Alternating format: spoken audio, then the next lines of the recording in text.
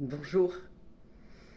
Alors, juste aujourd'hui, je voulais parler des rencontres qui sont de plus en plus compliquées parce que les rencontres fortuites de la vie, quasiment, ça n'existe plus.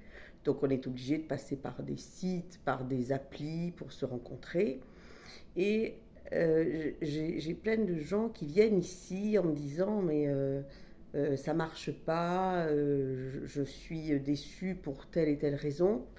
Alors, le premier conseil que je pourrais vous donner, c'est déjà de sortir du virtuel le plus vite possible. Parce que discuter ensemble via le virtuel, on idéalise un peu.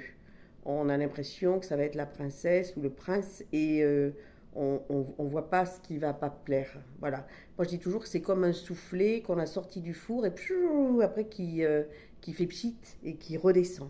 Donc, essayez très vite, en ayant déjà vu s'il y a des critères qui vont bien, d'aller boire un pot ensemble, de voir, voilà.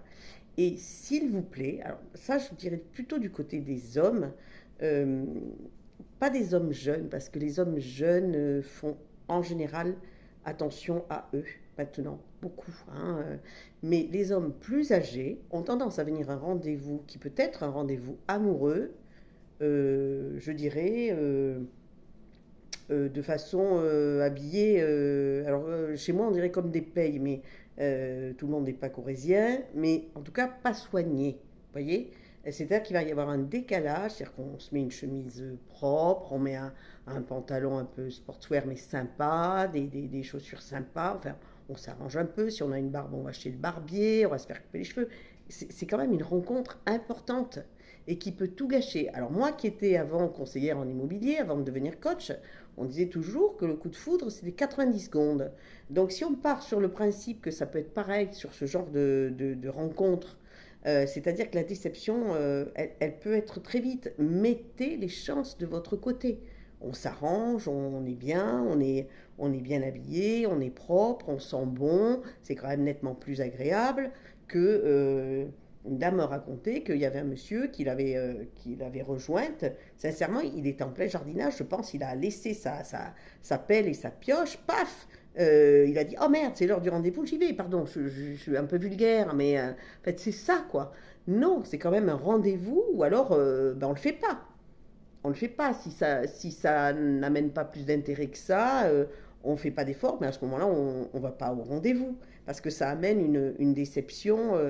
Et ce qu'on me dit par contre des femmes, c'est qu'il y a beaucoup de femmes qui mettent des photos qui sont tellement retouchées que les hommes sont extrêmement déçus. C'est-à-dire qu'ils ne reconnaissent pas la personne.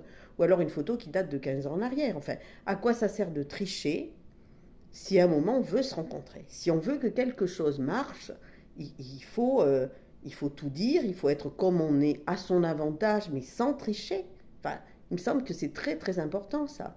Voilà, donc ça fait partie. Alors, bien sûr, je fais de la thérapie de couple, mais je fais de la thérapie de non-couple aussi, hein. C'est-à-dire qu'il y a des gens qui viennent me voir qui ont envie de rencontrer quelqu'un et de ne pas rester seul. Donc, il y a en tout cas plusieurs dizaines de conseils que je peux vous donner pour essayer de rencontrer du monde. N'oubliez pas qu'il y a les agences aussi, hein, des agences de rencontres maintenant où ben oui, on paye, mais peut-être que ça peut assurer un certain sérieux si on n'a pas confiance dans certains sites ou certaines applis. Euh, voilà. Donc c'était ça que je voulais dire aujourd'hui. Je vous embrasse. À très vite.